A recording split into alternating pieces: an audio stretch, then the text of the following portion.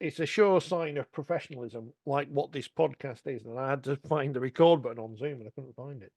Welcome to 4020 Not Live, another one of these editions where we're at home for the time being. 22nd of April, another busy weekend of rugby league to talk about, more than last week, because of course it was back to the regular season this week. Phil and James are here. Have I missed any news, Phil? Because apart from Ryan Hall moving to Leeds, which I can't say I'm that excited about, not as I don't. That's not a knock on Ryan Hall. I thought he was brilliant last year when at the Challenge Cup final, Hull KR sent him out to speak to us all because they just lost, and it's better to speak to someone who knows what they're doing in those situations, having won and lost in finals than anyone else. But I don't know. I'm just. It's just another transfer. It just happens to be a fella who used to play for Leeds going back to Leeds. I think that's the chain of wingers transfers that we're already seeing evolve in the Super League 2025. So clearly it looks as though Tom Davis is going to Hull KR, which frees up Ryan Hall to go to Leeds, which means David Fusitua won't be having his contract reviewed, which means Tommy Makinson will be going to Catalan. And so I think all of those pieces of the wingers jigsaw seem to be falling into place. I do think that there is a danger that if you go back to the scene of your greatest triumphs, the possibility will be that you don't end it in the glorious way that some of his teammates have. At the moment, you can't see Leeds getting to a grand final next year.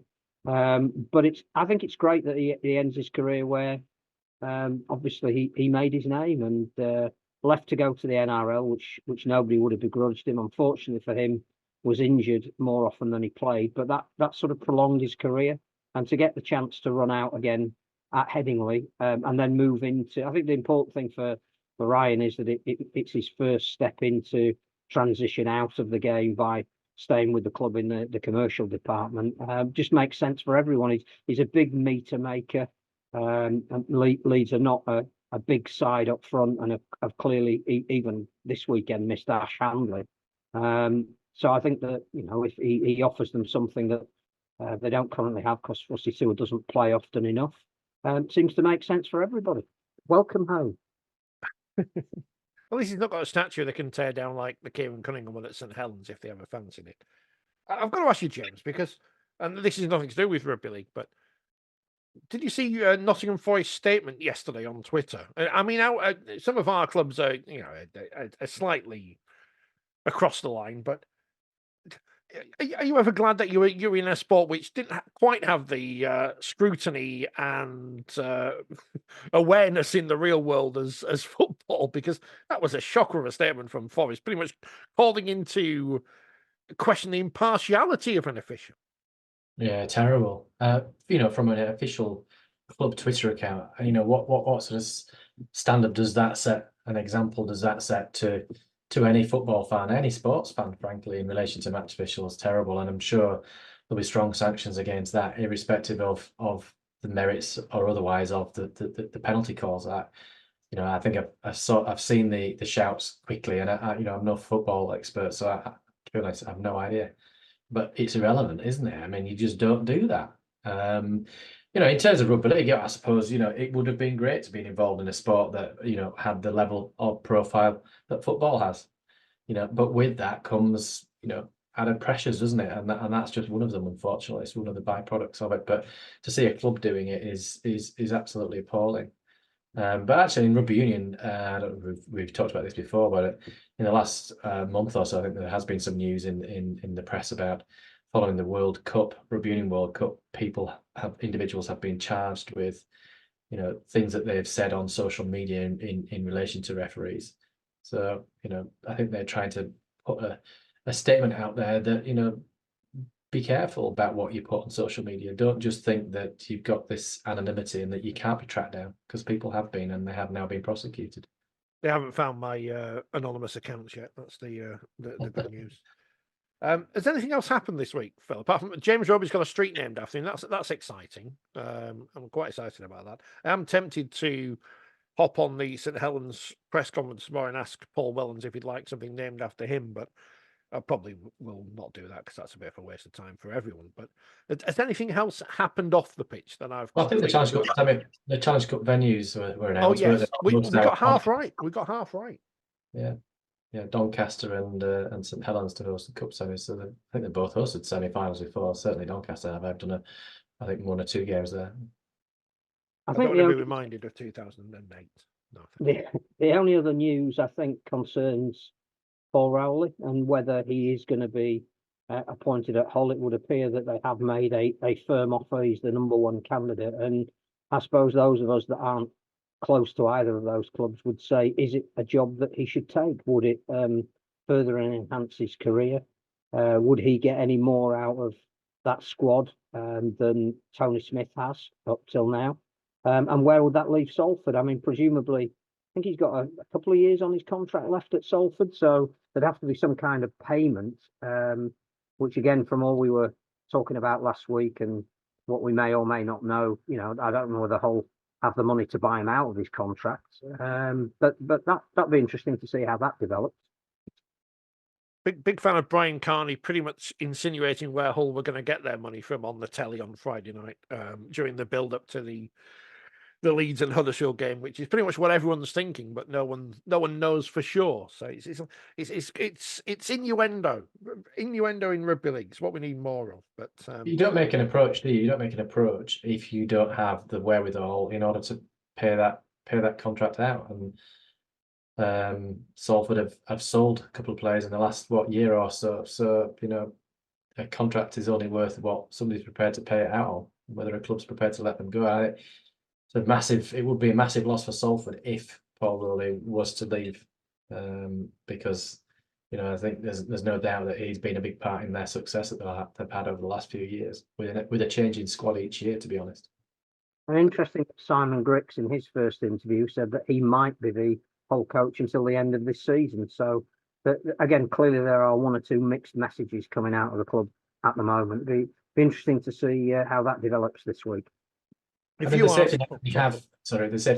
net that they have, of course, is that there's no relegation, is there? So, and with an A license, it's probably unlikely that they, drop sufficiently in terms of their score to end up in that zone where they're in danger of losing out on a Super League status for next year. So, but having said that, I'm sure they need to give some hope to their fans going into next year, even if we've signed a coach, but the coach will come next year.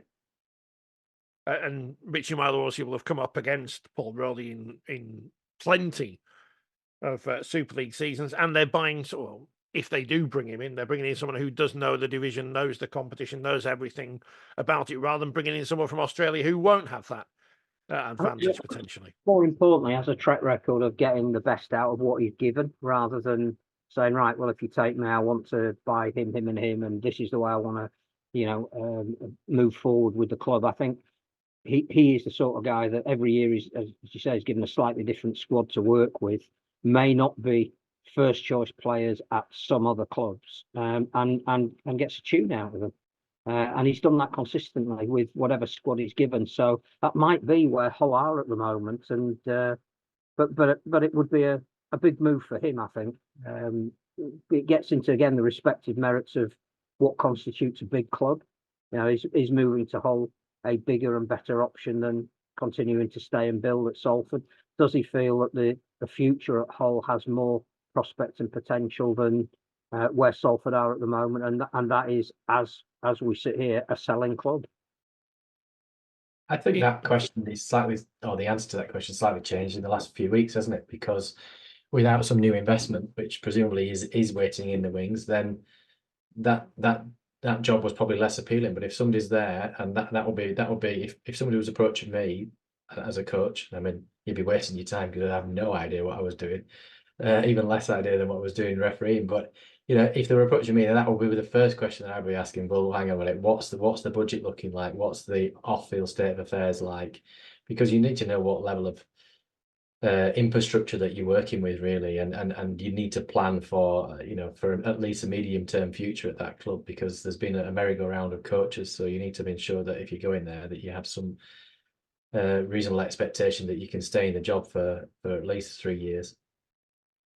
Taking over a team who, if we'd put you in charge, James, they lost 58-0 at the weekend. So I don't think you can do much worse. And that's not nothing against Simon Griggs. That's down to the recruitment again still. So you're all right. I think if you were appointed, I'm not sure the fans would be massively in favour, but you know, we'll see what happens. So you're throwing his hat into the ring there, just in case anyone comes. You know, I guess the some end of clickbait the- websites want to was the winner of the Rob Burrow Strictly Ball. Yeah, I saw that. I mean, personally, I think a bit of a ringer there. You know, being what a professional dancer. I know she's going to say, well, it's different kind of dancing, but rather her than politicians anyway. Come on. Sean, look north again tonight. What's going on? You can't escape from her on the telly. Surprised Channel 4 didn't announce her as part of their general election team. Although Claire Balding's on it, so that's the rugby league connection. I'm now going to have to watch that whenever the general election finally comes around. Well done, Danica. Claire Balding's on the election coverage. Yeah, I don't know what she's doing on it, interviewing dogs or something, but some betting or something, betting to the runners and riders of the election or something. Wow. well, that's Channel 4 for you, isn't it? He's a Channel 4 Jon Snow. Okay. I mean, it's full of people from podcasts. They could have got us on. We're cheaper. And I don't even know much about politics, but yes, well done, Danica. Well, I mean, what's next for her? Because she does everything now. I don't know what is next for her to conquer. That is the big question. There was something I meant to mention a couple of weeks ago, and I forgot, and everything's gone off, and I forget things. But we know Luke Littler is. We know Luke Littler. We've heard of him. Have either of you heard of Caitlin Clark? Do you know who she is? She's one of the most famous athletes in America at the minute. She's a basketball player who was at, I think, Iowa College, and I don't know if they won the championship or not. She's just been drafted to the women's NBA. She's a huge name in America now, based on the fact that she's very good at her sport. But 12 months ago, people wouldn't have heard of her. Luke Littler, again, no one would have heard of her 12 months ago. We need to get lucky and find someone who just transcends our sport. Not that you've heard of this basketball player, but some of the listeners might have. But I don't know who that could be, and I don't know who it's going to be. Luke Littler has managed to get so much courage of darts from his run, which probably should have been there before, but wasn't for whatever reason. And now he can't escape from reports on darts tournaments week in, week out, some of which Mark's at. Who can be our Luke Littler? Do we need more people to cry on the telly like Mikey Lewis did after the England game when England played France on Super League? Was that before last week or after? I think we just had the official confirmation where and when and how. I did sort of smirk when people were writing that the internationals were now the curtain raiser to a championship game. Of course, people forgetting that we don't say that about the 1895 Cup final, that clearly the men's and women's Challenge Cups aren't curtain raisers to the game that comes after it. Might be this year. But that's now been confirmed, but not as far as we know yet on the BBC, which I can't think of are you going to tell me it's probably last year, but I can't think of another set of internationals that haven't been covered by the BBC in recent times. And I know their contract has now changed to include Super League matches, but it would be a desperate shame if those games weren't covered by the national broadcaster. And it's not as if if we look at the women's Six Nations in the last few weeks, which you can have a women's not Six Nations necessarily in rugby league, but you can have some kind of tournament, because as we've seen in most of those games, England and France are just battering everyone, and they're all playing with each other and whatever. And the big decider will be England and France in a couple of weeks. At least we've got Wales, who are competitive with France, and England will probably beat both of them if we had a Tri-Nations or whatever at the end of the season. But it's not as if England versus France as a foregone conclusion, or England versus whoever has been shown in the Six Nations, doesn't get on TV, even though we know the results. So we can't use that as an excuse not to sell our internationals to people. I don't know if it makes a difference, because obviously the game's in France, isn't it? Logistically for the BBC to do it, you get a local broadcaster in order to film the game and beam it back, basically. But I don't know whether there's Toulouse have explored the opportunity of the coverage, because they've done a deal, haven't they, in France for their own domestic game. Whether there's an opportunity for that broadcaster who's probably on site, broadcasting the game that follows, the big game that follows the curtain raisers, whether they might be interested in the curtain raiser internationals. But it's going to be on Super League Plus anyway, so somebody's going to be filming it. It's just a shame that that coverage isn't going to be shared with the BBC and our national broadcast. And I get as well that, you know, the schedules for BBC One and BBC Two are probably set because it's only, just over 6 weeks away. But we have seen sport being shown on BBC Three, BBC Four. Just to have it on the national broadcaster elevates it. To not have it at all just says perhaps where we are at the moment with arranging television negotiations too late, and obviously what monies that broadcaster has to put towards extra sport. But it's sad if we don't get it on our traditional partner. Where does that leave the Samoa tour at the end of the year? Whilst we're talking internationals, are we any nearer finding out the outcome of that, Phil? As far as I know, it's complicated by the fact that apparently Samoa owe the Rugby League money for the last World Cup. The Rugby League owe the World Cup organisers money for the last World Cup. This tour is now being debated about who is going to pay for what and who. Samoa want to play Tonga in Tonga before they leave. In Samoa before they leave to generate some money to then come over here and play possibly 2 rather than 3 tests. But all of that needs to be underwritten by the NRL, who are also at the same time underwriting the Pacific Championship. So although there was an IRL board meeting in Singapore last week, they're not the primary movers in making this happen. It's the NRL. So the world revolves around money. Yeah, we're marginally nearer, but no nearer. A 2-test series. Yeah, with potentially a third nation making up a third match. Oh dear. Wales. How do you sell that? I mean, how do you sell that to the public? That's a strange one. But you've got to sell something soon, because if you don't announce it, put tickets on sale, then by the time you do whatever the format is, and it might even be 3 tests, who knows? But you're almost getting to the point like we are with England and France in Toulouse, that how many fans are going to be able to go at this late stage? And if you can't see it either, how many are going to potentially either subscribe to Super League Plus or just ignore it? And, you know, what is worse, announcing maybe even a 2-match series and getting the venue sorted and the tickets on sale, or just letting it drag on to the point where you do announce it and nobody turns up, and then the BBC say, well, we don't want to film matches in front of an empty stadium. It's a bit chicken and egg at the moment. At least we can rely on, you know, the wheelchair and women's teams to get some fixtures somehow, because they'll just do it themselves, just sort it out, be all right. But dear with me. I think that is that all the news. Is that all the news? Well, the news that we can talk about anyway. I don't know, which means it sounds like we've got some secret news, but we haven't. I'm just losing the power of speech at the minute. Super League was back this week as Phil got to see a short dropout again. Rowan Smith, is he a fan of what did he blame this week? Sorry, Rowan. Everybody's doing short dropouts. I was watching it even in the NRL this week. Yes. Teams that are losing are just, as of habit, tending to do short dropouts. Rowan Smith did say that it was the wrong play.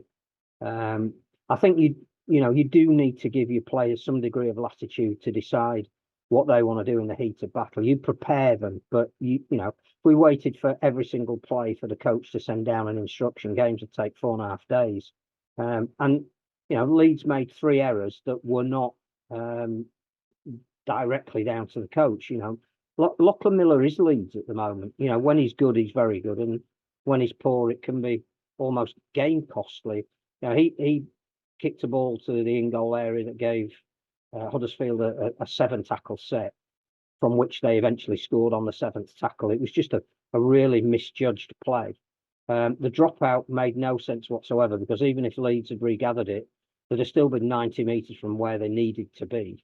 And obviously Louis Roberts, who I think has done a pretty decent stint while he's had a regular run in the team, dropped a Jake Connor bomb, which again, I don't think Leeds ever recovered from. None of those are directly attributable to the coach, I don't think, but clearly he is under huge pressure. The one thing he did blame was that he did say it shouldn't have been a dropout in the first place because Miller had been tackled in the field of play, and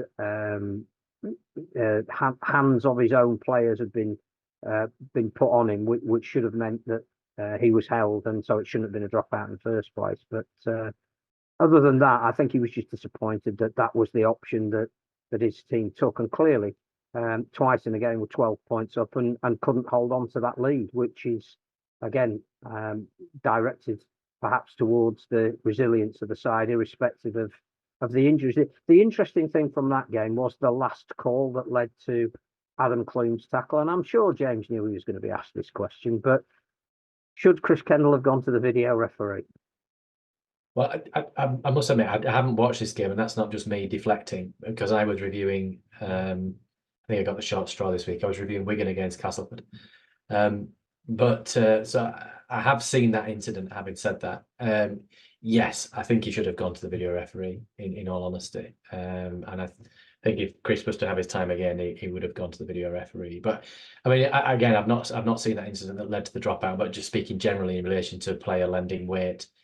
Yes, if a player does come in and lend weight to his teammate, then a referee will call held. But if it's inevitable that that player will end up in goal or in touch, almost at the point by the time the referee's got the word held out, is in goal or is in touch, the referee sensibly will not do that, because it's not going to change. It's not going to change the course of action. And simply somebody putting on a hand on a teammate is not either lending weight. They really do have to lend weight. So, as I say, I've not seen that specific incident. I'm just sort of talking generally about that decision. But for me, I think what I find actually reassuring when you look at social media is that when Rowan Smith's talking about match officials or the performance of match officials, that's not winning favour with the Leeds fans. I think the Leeds fans are tired of hearing that same tune, and I think they can see for themselves that the team's clearly not consistent, and the decision that was made to take a short dropout. Rowan quite rightly sort of didn't support that decision, but you then have to question the judgment of the player that then makes that decision. I appreciate you're absolutely right. It's happening in the NRL. It's happened. What Mark Sneyd did it against Wigan, didn't he? And it didn't come off, and basically, led to the Salford losing that game. So, but for me, if you're coaching a team, then you have to put parameters around those decisions. At what stage do we make this decision? Well, if you're chasing a game with a few points behind, then maybe you do. But where teams have been doing it in front, for example, I don't understand the logic of it. The risk and reward, and then I'd love to see the stats in terms of every short dropout, every short kickoff. What is the return percentage on that? And I think it was interesting to listen to Jamie Jones Buchanan and John Wilkin after the game, and they were adamant that in their view it was maybe they considered themselves a little bit old fashioned, but you should put the hard yards in, defend, and then look to attack from that position, having defended your line for the set of six. But how long have Leeds been doing these sort of trick plays as they've been sort of given that moniker of? So I don't know. For me, I think it's difficult going back to Notts Forest really. If you start pointing the finger at match officials, it might wash on certain occasions, on certain games where there are certain decisions that probably do have an influence on the outcome. But I think it's week in, week out, it becomes a broken record really. Consistency. At least there is consistency in Rowan Smith's press conferences. That's all we can say. As are the Giants at the moment. 5 wins from 8 so far. I mean, Leeds have got four from 8, so it's hardly as if Leeds are the worst team in Super League. Far from it, but a great comeback from the Giants and another, probably adding everything up, it should have been a bigger win for the Giants because Jake Connor was being put off by the South Stand and those wags there waving at him and mooing and whatever because his kicking boots were not on at Headingley on Friday night. And I think that if you're talking about on-field intelligence, which possibly was the difference between the two teams, when Leeds lost their right-sided defence with Newman and Fussy, two are going off together, which is very rare that 2 outside backs leave the field with injuries at the same time. Huddersfield were brilliant at exploiting that. and whilst you say, oh, that's unfortunate for Leeds, but what do you do when that happens? Well, you have people on the field that just say, right, well, we'll keep going down that side because Esan Masters is unstoppable today, and Adam Swift's in wonderful form at the moment. And if you're going to give Jake Connor space to move across the line, he's going to find the most productive route to go down. And Huddersfield did all of that, which is to their absolute credit, and obviously why they deserve to win. And I think what we've seen this week with a couple of teams, which I think was probably worthy of note, was how they respond to adversity. The great teams do suffer setbacks, but it's how they come back. And Catalan's performance against Hull KR showed that they, maybe that Challenge Cup performance was a blip this season, but they should now be bracketed up there with Wigan and Saints. And Saints, again, coming off 2 defeats, everything's doom and gloom. They're out the cup. The coach must go. Now, yes, they were playing Hull, but that's a potential banana skin. Hull with a free hit. Again, 58-0 is about as emphatic as you can get. Jack Wellsby playing at standoff as well. I think Warrington's performance is worthy of note this week as well, because they're now getting to the stage where, they've gone through a couple of big games. How are they going to respond when, it isn't as big a game, but they're still expected from? They found a way to win, but didn't play as well as they have been playing. That's the difference between what sides like that are doing at the moment and what certainly Leeds are doing. And we'll now wait and see with Huddersfield going to St Helens which bracket they fit into. And similarly, from Leeds' point of view, they've got Hull away this week, haven't they, and a home game against London. So there's an opportunity there. You'd say based on form to pick up a couple of wins. But they're away at Catalan and then away at St Helens. So and they play Castleford the week after that. So 3 out of the next 5 games are potentially winnable for them. 9 different try scores for St Helens in that 58-0 victory over Hull FC, 24-0 at half-time. So at least they didn't take the foot off the gas, so to speak, in the second half. I imagine not many people watched that game apart from Saints or probably even Hull fans. They probably didn't watch that when they're given the choice on Friday. I'm not sure how many people. Well, we know James has watched it. Wigan versus Castleford, 36-14 to Wigan. Certainly a closer game than the cup tie the week before, which will give Cass some confidence. But a performance, I guess, from Wigan as you'd expect, a professional one and a comfortable win. Yeah, I think if you'd watched the first half, I don't think you'd have realised where the respective teams were in the league table. Really, I think so the Castleford more than competed with Wigan in that first half.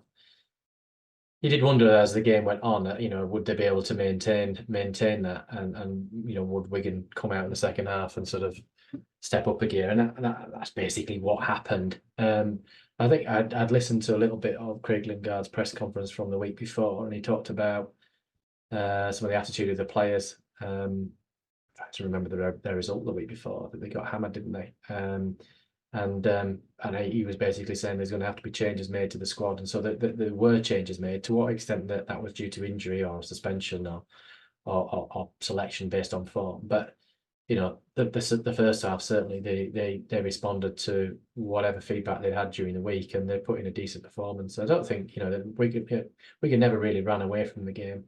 As such, they sort of reasonably stayed in it as far as they possibly could, Castleford, but they've got a huge game this week at home to London.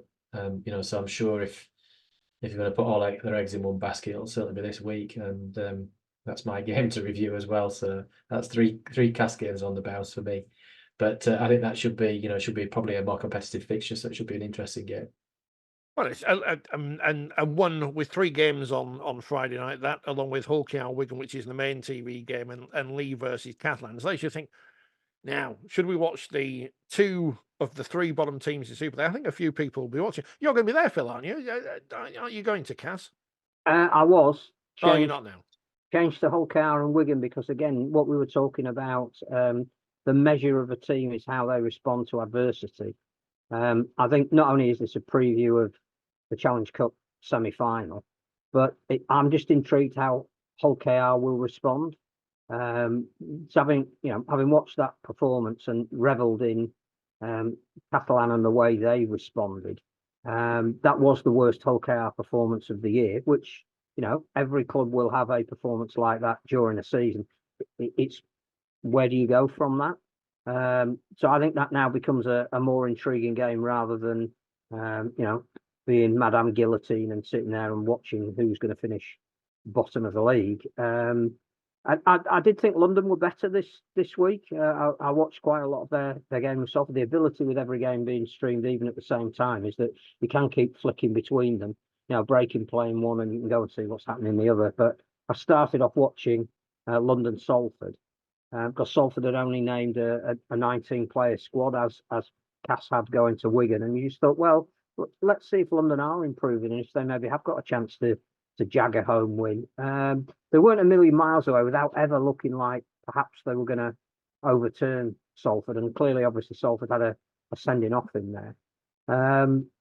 So I think London will go with confidence. But the other thing Craig Lingard said in his press conference this week was that because of the lack of depth in his squad and knowing exactly where his team is at the moment and who they can and can't compete with, they may well have to pick and choose their battles. I think that was the phrase he used. Well, clearly, this Friday will be one of the battles he would pick. So I actually think you'll be watching a really good game, and I was very tempted to go there, but I think where Hull KR will be at the end of the season, we might get a clue out of that this week.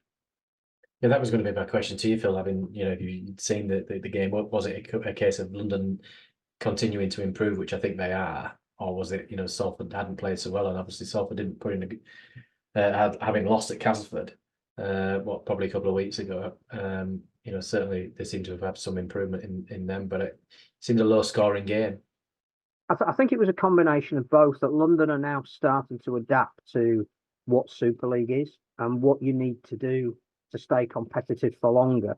So I still think, Mike Eccles will know that there probably isn't, well, there definitely isn't enough quality in his squad to try and stand toe to toe with teams, but they're starting to learn when and where to play on the field. And for the bulk of the time, they were quite good without actually creating enough chances. I think Salford overplayed a lot. Now, again, never having been a professional sportsman, and which is obvious, and the best you can do is talk to those who are. No matter how much the word complacency is mentioned during the week, often when you go into a game that you're expected to win, you're not quite as intense as you would be if you were playing against, Warrington or Wigan or St Helens. And I think there was evidence of that Salford overplayed. I think they thought every time they got the ball wide, they were going to score, but actually their execution wasn't that good. And then I think when King Vuni Ayawa got sent off for a tip tackle, I think they started to play a little bit more inhibited wise. They thought, we don't want to make ourselves vulnerable to being a man down, so we'll just play the 5 drives and a kick, and the game sort of petered out a little bit. But yeah, a bit of both. London slightly improving, and Salford maybe took their eye off the ball slightly. Well, sorry, James. No, I was just that we probably skipped a news item, didn't we? I was thinking about the signing that Castleford made. Signed Tex Hoy. Well, I'll tell you what, James, we'll take a quick break because I can pretend to be professional. And when we come back, we'll talk about Tex Hoy and Warrington and all the other things that are happening in rugby league. And people will think this is all professional now, biscuits. We'll be back in a moment. James, bring some biscuits.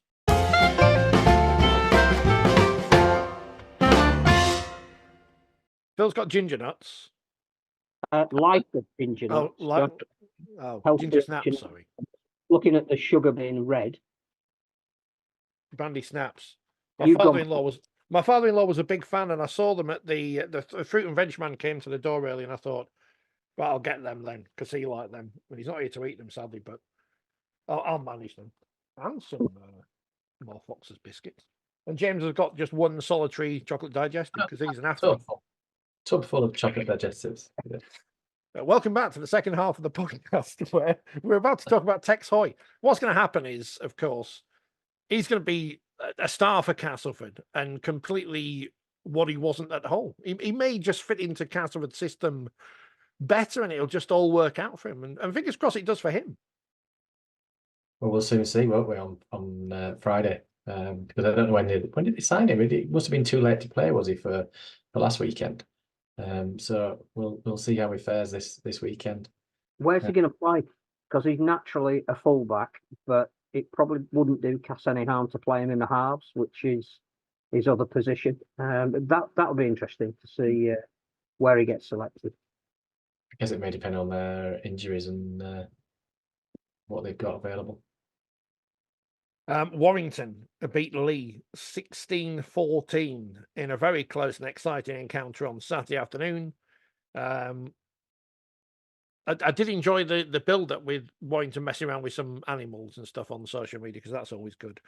But this is one of those games where Warrington, this is the narrative, they stamped their credentials here because they battled to a tough victory over a gamely Leopard side, so to speak.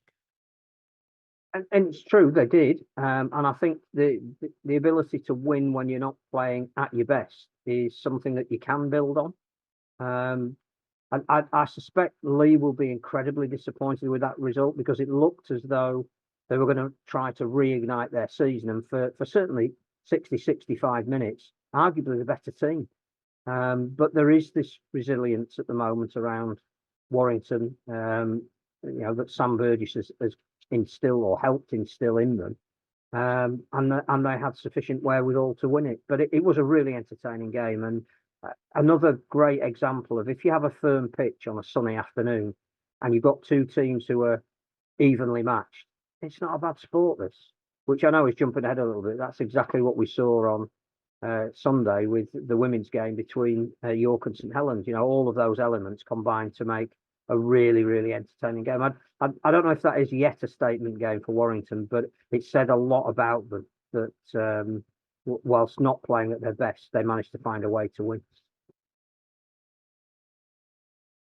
We both watched Sydney Roosters versus Melbourne Storm on Thursday morning. That wasn't very good, Phil, was it? That was much to the going against what the Fox commentary team were telling us. It was not as good as they were trying to tell us it was. So the NRL's not always great. I mean, it is, but not always.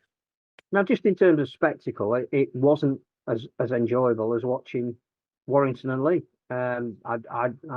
That's probably, apart from the women's game, which I think is the one I enjoyed the most this weekend, was a really entertaining 80 minutes. The Melbourne Roosters one was close and competitive throughout, but you just felt it didn't ever quite ignite. It was what's the word that everybody loves? It was process against process, and in the end, process won. We'll send that clip to Phil Gould or something. He'll like that. Women's Super League, first round of the competition. Leeds beat Huddersfield 66-4. Zoe Hornby with a hat-trick, her last try where she runs about 70 metres or something. That was quite good. Three hat-tricks for the Rhinos? Deary me. What a start to the season for them. Warrington 34, Featherstone 28. Close game at wherever Warrington play, Victoria Park or something, on Sunday. Wigan Barrow 18-4, 0-0 at half-time, which is not something you hear very often. Barrow giving it a real go. Haven't seen it. Well, I saw the highlights on YouTube because they put them up the next day, but listened to it on TalkSport 2. First ever national commentary on TalkSport 2 of Women's Rugby League. And it was good because it was Mark and Paul Cook, and then Craig Murdoch turned up to do the Wigan cast game. But there's another step forward, which you wouldn't have thought 10 years ago. And I think Barrow are going to be one of those teams who no one's going to want to play, especially up in Cumbria. Hopefully they keep the numbers there, because I think they picked up a couple of injuries in that game.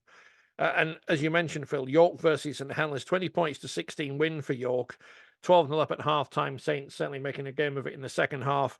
Reading the posts on social media from the likes of Emily Rudge and Vicky Whitfield and Faye Gaskin, they want more of these kind of games, not the result, but the intensity and all that. And, well, we've been saying this for years. I'm not sure how you quite manufacture that, but you put the best two teams up, or two of the best teams up against each other, and you get a good game. How good's that?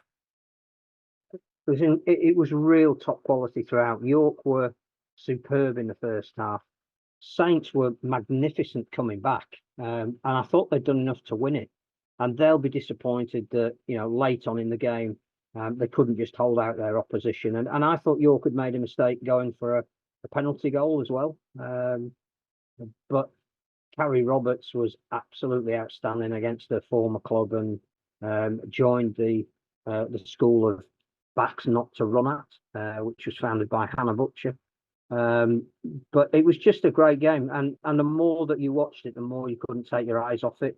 The standard was superb. There were so many players that were now starting to become household names. There were a couple of ones that made really good contributions on both sides that perhaps don't get the same level of spotlight. I thought Georgia Hetherington at hooker was inspired for York because clearly Sinead Peach isn't playing at the moment, and Hetherington, there aren't many hookers that have a number 5 on their back, but her speed out of dummy half at certain points in that game really troubled York.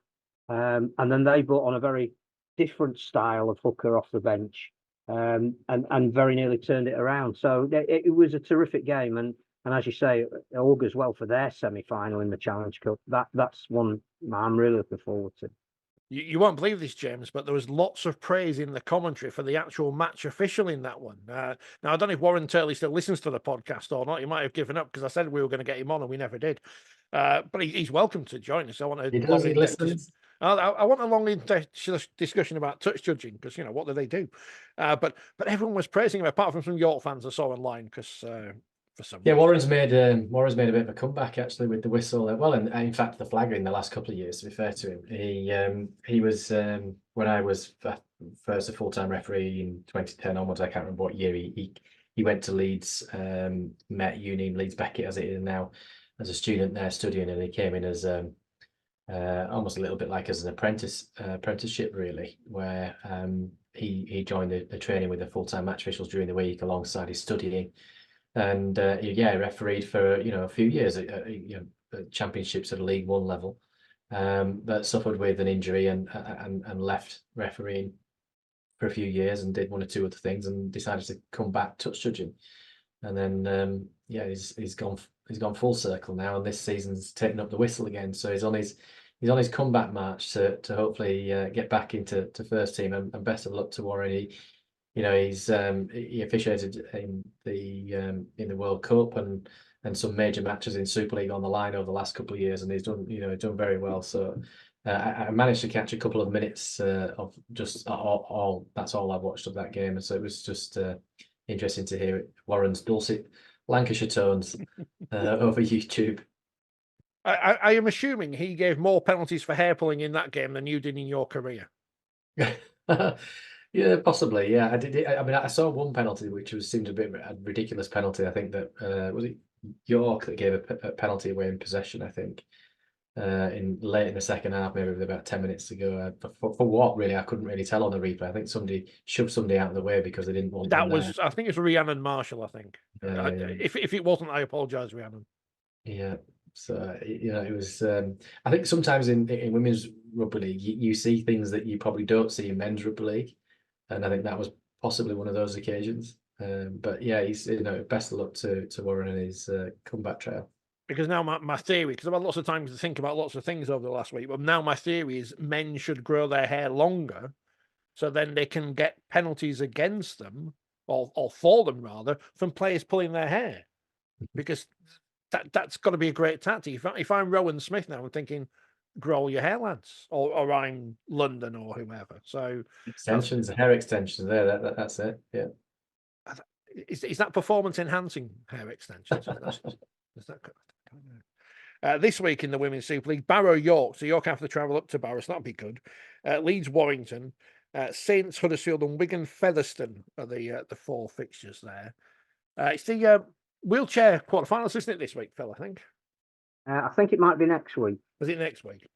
We'll talk about that in the future. I know Leeds trying to play York because you can't just turn up on a pitch, can you? You have to get to. They're playing Hereford, who qualified through the Challenge tournament, won it, but in York.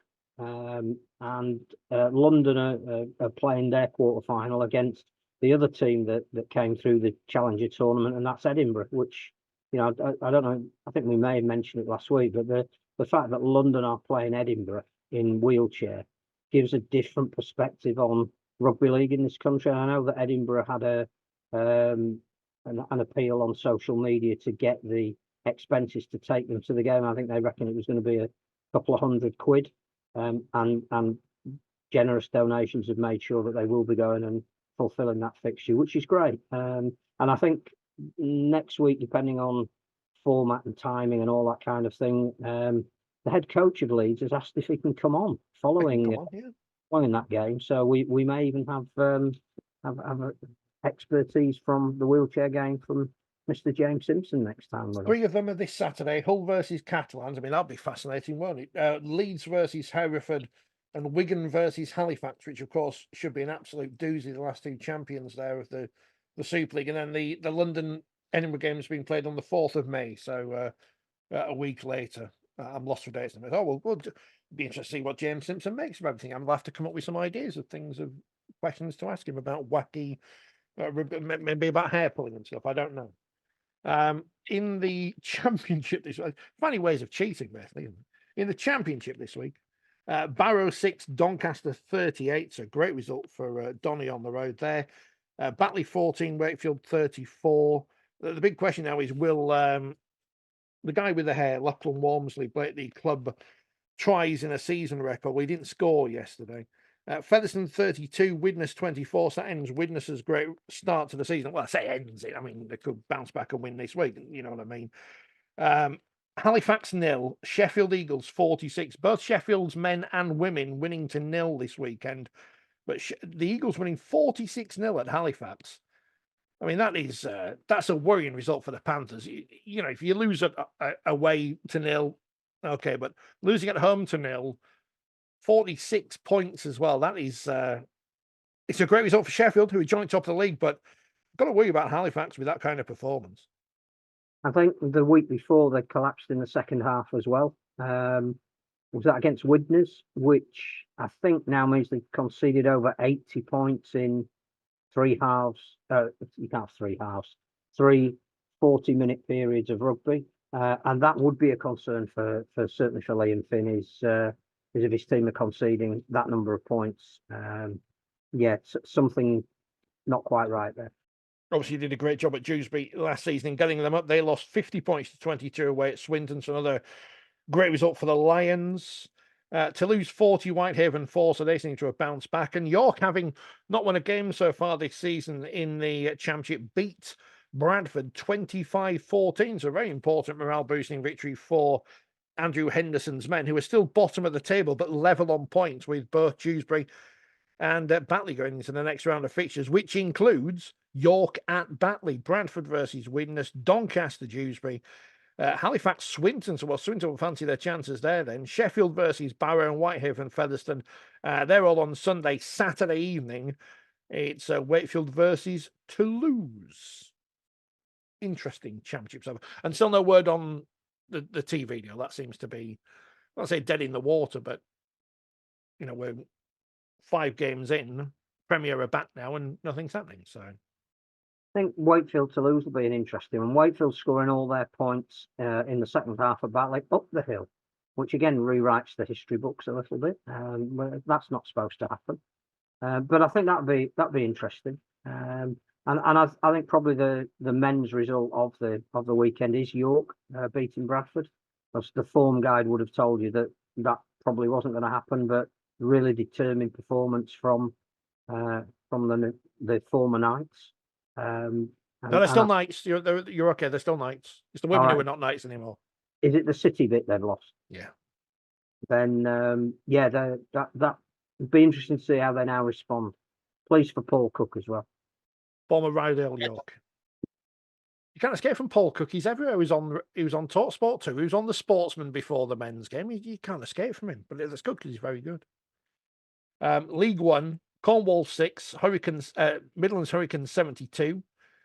Hunslet 18, Workington 30. Hunslet winning 18-12 at half time. So a great second half from the Cumbrian side there.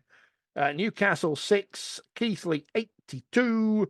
And North Wales 36, Rochdale 37, which sounds like the game of the weekend. 19-18 at half time to the Hornets as well. So that sounds like a very topsy-turvy game throughout, and Rochdale picking up the 2 points. This week in League One, it's Hunslet North Wales. So that should be another cracking game. Midlands versus Oldham, back after their week off. Rochdale versus Keighley again, another cracking game there because you've got the unbeaten side at the top of the table travelling to Rochdale, and Workington, the destination for Cornwall. Is that the longest trip they've got to make this season? I guess it will be, won't it? Because Whitehaven are in the championship. So good luck to them all. 1 o'clock kickoff on a Sunday. What time are Cornwall going to have to set off? I don't have any. I've got no perception of how long it will take them to get there. So, dearie me. But a long time. I reckon it would probably take 9 hours on a good day. At least Edinburgh to London, that's a fairly easy trip, I imagine, on public transport. Well, I don't know. Can you get wheelchairs on a rugby league wheelchairs on a train? I don't know, but it's easier Edinburgh to London, easier than Cornwall, wherever Cornwall is to White. Penryn they played it. I'm just Google mapping it now. Let's see. let's see what it is. Important. Cornwall to Workington is 7 hours 49 minutes if you set off at the moment. Well, 9 hours includes a stop, doesn't it? So miles. that's good. Yeah, but it's the length of time back if you've not won. It just feels like 3.5 weeks. I think the if bit there is probably, we didn't need that, but they're still going. So good luck to them. Is there any other news we've forgotten that we've been reminded of halfway through that, apart from Tex Hoy and New Brown signed for St George Illawarra? Sam Halsall's extended his contract at Huddersfield, hasn't he? I like the fact that he did that while they were recording their podcast, so they've known that since last Friday. But that's just how news works. There was something. Why don't we just have a 2-week period in the season where we say this is Armed Forces rounds, so every club can do their home thing? Because Armed Forces Day is in the middle of summer, isn't it? I think the official, but Leeds have their Armed Forces Day in March, in April. It's not a knock on Leeds. Just, well, at least they can sell some nice kits and get some social media outfits. That was good. And whilst we are not really in a position to compare ourselves with anything with the NRL, they have Anzac round coming up this weekend. Obviously, it ties in with some very important anniversaries over there. But every club does it. Every club designs a kit that commemorates the military. The whole round elevates the profile of why they're doing it. And there was even talk pre-COVID of perhaps playing an NRL game in or near Gallipoli. To me, they do it properly, and every club in our competition can have an armed forces round, but it's a different week of the year. Makes no sense. It's the same point on the same point on Rainbow Laces that I think I made before. That for me, I think it has a greater impact if they all do it across one, or as you say, for 2 rounds. If it's a case of everybody gets an opportunity to have a home game, but I think that has a greater impact than each club doing their own thing on their own weekend. Was it Tackle the Tough Stuff, wasn't it? That was the thing a couple of years ago. Did we do that last year? I can't remember if that was still a thing or not. I don't know. But we can plan things better and just say, right, round 3 is Heritage Week. Round 8 is Armed Forces Week. Round 12 is Women in League round. Round 16 is something else. Make up your own round. It's like those national days of stuff that people on the radio just use to fill time on their breakfast show by saying it's National Peanut Eating Day today. Enjoy peanuts unless you've got a peanut allergy, and then don't. Round the Great British Bake Off round or whatever. Yeah. Talking of heritage, and it's not really news, but I did have the privilege of showing Donna Lister Harris around Headingley, who, for Leeds fans who are interested, was the granddaughter of Eric Harris, who is the record try scorer for Leeds, which will never be beaten. She's come over, born in Papua New Guinea actually, but come over to find out a little bit more about her granddad, and did not realise how important a figure he is in rugby league over here, particularly obviously at Headingley. One of those players that scored more than a try a game, which is virtually ridiculous after in almost 400 appearances. But she was saying that she was very close to her grandparents. Her grandmother was actually born in Leeds and went back to Australia with Eric. But neither of them talked about his rugby career, and she was just blown away by the fact that she was hearing that 70 odd years after she first got to know he was, he even might be a rugby player, how important he was. Which is, again, just shows the importance of every club of preserving your heritage. What was your heritage number again, James? Because I know you've got one. Oh, I wrote it in the magazine this last month, didn't I? What was it? 31, I think, something like 32. Do you not get a certificate like the players do? I haven't yet. No. I think they were saying on TalkSport too, Craig Murdoch got his Wigan certificate on Friday. Score of Rugby Union's greatest ever try and everything. No. They'll be putting up an honours board at Wilmslow for you. I think we're done, aren't we? I think we've run out of things to say. Certainly I have. Thank you, gentlemen, for indulging me this week. We'll be back next week. Oh, I've got to wear biscuits. Back next week. So James Simpson's going to be with us at some point next week. Then is he going to come on? Yeah, he said he'd come on next week if that was all right. Have you bribed him with biscuits? Well, I'll tell him that it's obligatory that he has to bring the biscuits if he's the guest. That's a good, because he's a proper athlete. I know he's retired now, but he's a proper athlete and military man and everything. He's going to show us up next time. Well, not James. He does fitness and stuff, but